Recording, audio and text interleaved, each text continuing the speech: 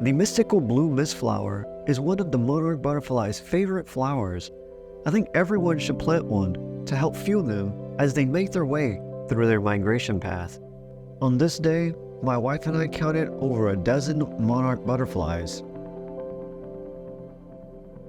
But if monarch butterflies are not your thing, what about queen butterflies?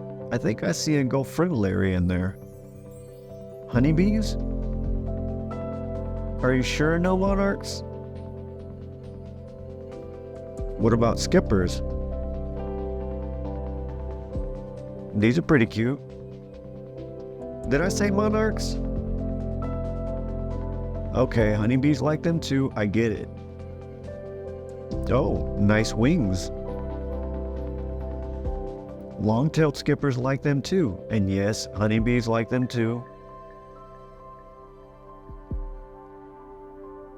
The great purple hair streak made an appearance. Bertha seems to like it. Whoops, I'll keep going. Let's go for Larry, enjoying it as well. Honeybee causing trouble again. And if a blue mistflower isn't your thing, white mistflowers attract some beautiful guests too. Let's just take a moment to appreciate nature's art for a second. The great purple hair streak.